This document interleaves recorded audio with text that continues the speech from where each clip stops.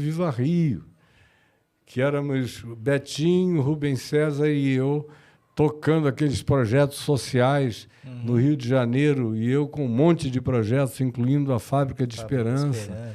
Mas, hoje em dia, você investir dinheiro em pobre necessitado é jogar dinheiro fora, para a cabeça desses caras. Eles querem que o pastor tenha uma Ferrari, que quando pare na porta da igreja tenha um tapete vermelho para ele entrar cheio de brilhantina, adorado como uma divindade. É um negócio nojento, diabólico, mas ninguém enxerga isso. O herege sou eu.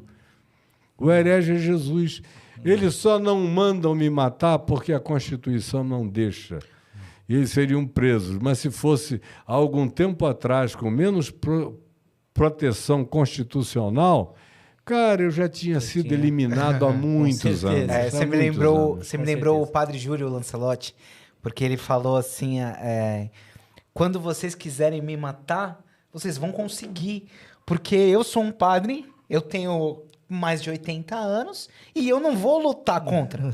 Então, quando vocês quiserem me matar, vocês vão conseguir. É fácil, né? Ele falou, ele só sobrevive pela graça de Deus. Falou, eu tô lá, eu dou café da manhã todo dia para os moradores de rua, 6h30, na capelinha de Belém lá. O cara tá lá, tá fácil. Então é Deus que guarda ele, né? Porque eu nunca vi um cara que tem tanta gente odiando ele pelo trabalho que ele faz com os moradores de rua, cara. E depois do fenômeno bolsonarista, aí é que ele ficou odiado mesmo. Mais ainda. Como eu, durante aquele período, foram milhares e milhares e milhares, não é hipérbole. Ameaças. Não, ameaça eu nem ligo, porque eu tô vendo, a minha casca é muito grossa.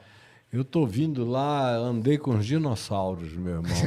Sim, São Sebastião sabe que uma flecha a mais em mim não significa coisa nenhuma. Quebra quando entra. Pá! Arrebenta, eu não sinto nada. E eles sabem que eu também não sinto nada. Agora, foram embora me chamando de diabo, anticristo, de tudo que podiam me designar. E eu me importei? Não. Estou aqui, vivo, alegre. 70 anos de idade com o evangelho queimando, ardendo no meu coração com toda a força do poder de Deus, e vai ser assim até o último dia da minha vida. Agora, eles odeiam. Como Paulo diz, nenhuma novidade. Todos quantos queiram viver justa e piedosamente em Cristo Jesus serão perseguidos.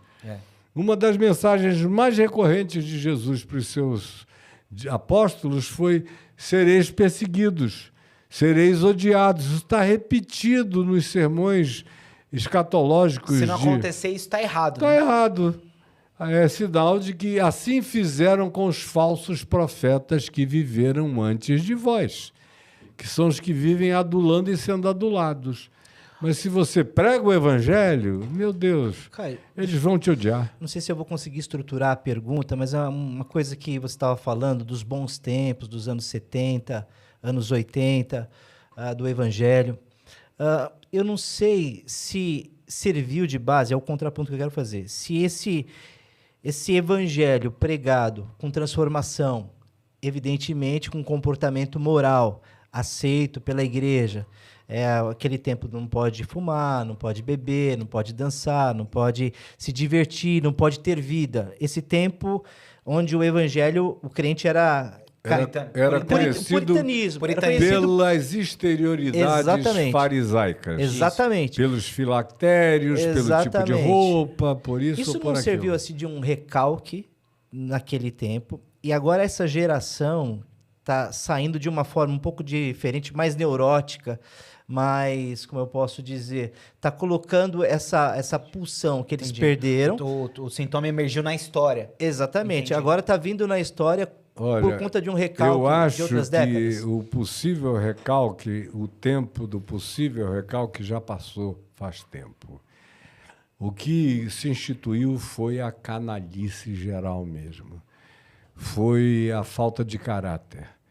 Foi a morte da alma. Foi a mentira e a fachada, exatamente como Jesus diz em Mateus 23, ai de vós, fariseus hipócritas, que dais uma volta ao mundo para fazer um prosélito e o tornais 2 vezes mais filhos do inferno do que vós mesmos. Na realidade... Está ali, está escrito, né? Está escrito. E tem muito mais. Eu citei um verso no meio de uma multidão de versos esmagadores que encurralam todos os demônios travestidos de líderes cristãos nas igrejas, os mentirosos, usando o nome de Jesus e mentindo em nome de Deus, todos os dias tomando o nome de Deus em vão e fazendo uma geração que fica cada vez mais piorada. Geração após geração, eles pioram, eles não melhoram. Alguns deixam... Aí o cara diz, não, ele foi salvo porque ele usava crack e não usa mais. Parou de usar crack, mas se tornou um craque da mentira, do engano, do engodo, da malícia, da maldade, da ambição, da ganância, do amor ao dinheiro, da promiscuidade, da traição. Aí, meu Deus, o crack, que é um horror, fazia menos mal a ele, fazia mal ao corpo dele, do que essa outra droga licenciada dentro da igreja, que está presente em todo lugar e é adulada nos púlpitos. Agora, quem quer que esteja nos vendo está dizendo, olha o herege falando. Agora, eu sei que eu estou falando a palavra do Evangelho de Jesus, sei que os principados e potestades me aplaudem nos céus, sei que o Senhor Jesus está aqui em mim e que a presença dele está entre nós. Agora, eu não estou preocupado com ninguém, eu não vim para querer maiorias humanas. Eu, com Jesus, sou maioria no planeta inteiro. Sozinho, sou mais do que o mundo inteiro que venha contra mim, porque mais são aqueles que estão comigo do que aqueles que vêm contra mim, e maior é aquele que me habita do que todo o contingente dos que queiram me destruir, me enfrentar, ou me caluniar, ou me associar a qualquer coisa mentirosa, maligna e pervertida. E o meu coração nem estremece. Eu durmo em paz, eu sei em quem tenho crido, sei que Ele é poderoso, sei que o meu depósito está guardado, sei que nada pode me separar do amor de Cristo, nem homens, nem anjos, nem principados, nem potestades, nem coisas do presente nem do porvir, nem altura, nem profundidade, nem morte, nem vida, nem qualquer outra criatura de qualquer natureza ou dimensão ou mundo paralelo, nem demônio de nenhuma casta ou poder, nada. Eis que eu vos dei autoridade, eu recebi, pratico, e eu nunca vi demônio não correr de mim.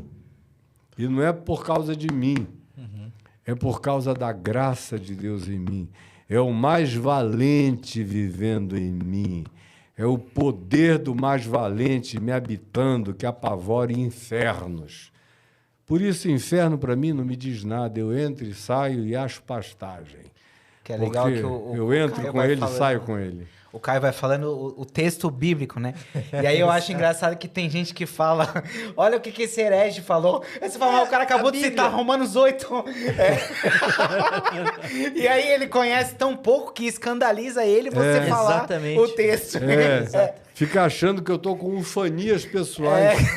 Foi Paulo quem disse isso. O cara citou Romanos 8 inteirinho. Impressionante isso, né? E as pessoas, não, olha que herege, olha essa palavra. Não, porque isso aqui é Bíblia. Isso aqui é Jesus falando. É igual quando você prega sobre Jesus na igreja e o pessoal se escandaliza, né? Como se você estivesse falando um absurdo, né? Exato. E você tá falando o que Jesus falou, né? Tá ali, tá claro. E a igreja não consegue, embora tenha a Bíblia hoje de todas as formas, no celular, ninguém lê a Bíblia. Não, ninguém lê. E quando lê o Velho Testamento. Lê o Velho Testamento. E do Velho Testamento eles adoram aquilo que foi vencido na cruz. Que é o escrito de dívida que Paulo diz em Colossenses no capítulo 2, do verso 13 em diante, o escrito de dívidas que havia contra nós e que constava de ordenanças, o qual foi inteiramente removido e encravado na cruz. e, tendo despojado os principados e potestades, os expôs ao desprezo, triunfando sobre eles na cruz. Agora, o pessoal não quer saber disso. Eles querem saber de pombinha, sacrifício, dízimos e ofertas, o tamanho da saia da menina, porque são todos os tarados que não podem ver uma coxa que ficam doidos, promíscuos. Não pode deixar a tua esposa visitar certos gabinetes pastorais, porque é perigo de promiscuidade ou de atentado, ou de abuso, ou de tentativa de abuso, para todo lado. Antigamente, isso era em alguns grupos. Hoje em dia, eu vejo que nem as igrejas históricas escaparam. Sim. Igrejas que antigamente você não podia imaginar que alguma coisa dessa natureza fosse acontecer. Hoje em dia, a pastorada se acostumou na prostituição, na promiscuidade, na mentira. E o maior dom não é o amor, é o dom de encobrir. Aí eles encobrem muito bem. E como o crente não quer saber de verdade também, ele só quer saber de gritaria. Antigamente, quando você via um cara revirando o olho, se tremendo todinho assim, você dizia, está histérico, histriônico, isso, aquilo, em último caso era demônio. Hoje em dia não, é sinal do Espírito Santo. Que loucura, né? Loucura total, é maluquice absoluta. Verdade. Agora, o herege sou eu, e com muito prazer. Ô, Caio, eu vi um texto seu uma vez sobre aquela época do dente de ouro, né? E aí... tem uns movimentos que o pessoal fica com a mão dourada, não sei o que lá. E aí agora eu tô vendo um pessoal falando no negócio de pena de anjo. Pena de anjo? Pena de anjo. Tipo assim, do nada acha na roupa como se fosse peninha. Um fiapo de uma linha e falando que é pena de anjo. Eu queria fazer duas perguntas. Primeiro, o que você acha disso? E primeiro, se isso existe? Sabe a primeira pergunta? Cadê o dente de ouro? Mas era Você verdade? Você encontra alguém ainda te apresentando um dente de ouro? Não. Porque era mentira. Era mentira, Caio? Não existiu isso, então? Nunca houve. Você imagina, se Jesus fosse dar um dente para alguém, ele dava um dente de verdade. Ia botar um de ouro pra quê? Boa. Você matou a charada. Dente de ouro é uma coisa muito humana, né? É muito brega também, pelo amor de Deus. É o Jesus, rapper americano, né? Eu tive a experiência de ver isso. Eu também. Eu vi isso. Para todo lado, na década de 80, início da década de 90, tinha muito. Por que não permaneceu? Porque não era verdade. Será que era sabe o que eu me dei o trabalho? Demônio. Mas você viu aparecendo, não, eu vi. Aparecia de verdade? Surgia. Você estava conversando, daqui a pouco o cara dizia, olha aqui, eu tô com um dente de ouro. Em reuniões de tradicionais, eu vi. Houve situações em que eu disse, olha, espera aí, botava a mão na cabeça, orava com o cara e o dente de ouro desaparecia. Em nome de Jesus. Eu cheguei a me dar o trabalho de pegar um cientista odontológico que me falou que ele tinha uns clientes crentes que estavam chegando lá com dente de ouro.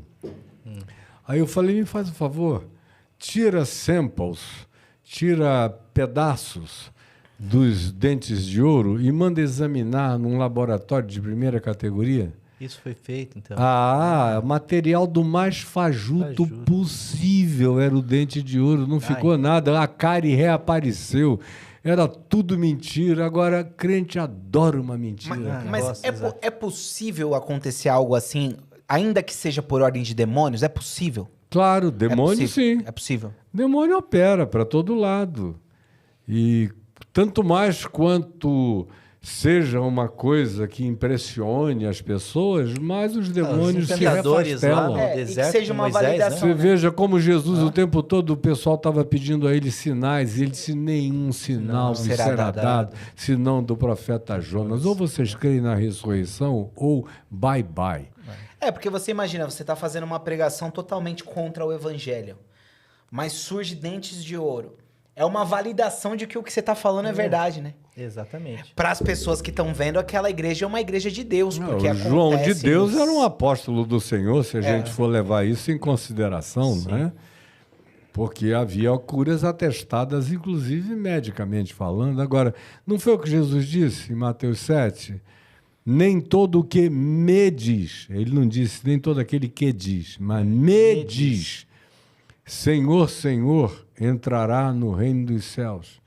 Naquele dia haverá muitos dizendo, Senhor, em teu nome expulsamos demônios, fizemos milagres, praticamos exorcismos e o que quer que queiram. Todavia eu lhes direi, apartai-vos de mim, malignos. Eu nunca vos conheci, vós que praticais a iniquidade. Só há um sinal de Deus na vida humana. É o fruto do Espírito Santo, meu amigo. É amor, alegria, paz, bondade, benignidade, fidelidade, mansidão, domínio próprio, coisas contra as quais não existem leis, nem de Moisés, nem de Hammurabi, nem de ninguém. Quem quer que viva isso, vive acima de legislações, acima do juízo humano, acima de qualquer coisa, mas eles não querem isso. Eles são estão os frutos querendo mais naturais, que são os espirituais, que é amar, que é ter a paciência, o domínio próprio. Eis que eu vos mostro um caminho sobremodo excelente. Mas eles não, parece que aquilo não entra neles. Ainda que eu fale as línguas dos homens e dos anjos, se eu não tiver amor, nada serei. Ainda que eu tenha fé a ponto de transportar montes, ainda que eu tenha toda a sabedoria, todo conhecimento, todo discernimento, ainda que eu dê meus próprios bens aos pobres, entregue meu corpo para ser queimado, tudo isso, aquela lista de coisas chocantemente extravagantes. Todavia, se eu não tiver amor, nada disso me aproveitará. Mas aí eles preferem ficar com qualquer fajutice horrorosa, plástica, mentirosa, do que com a genuinidade do Evangelho de Jesus. E o herege sou eu, com todo prazer. E o herege sou eu. Bom nome.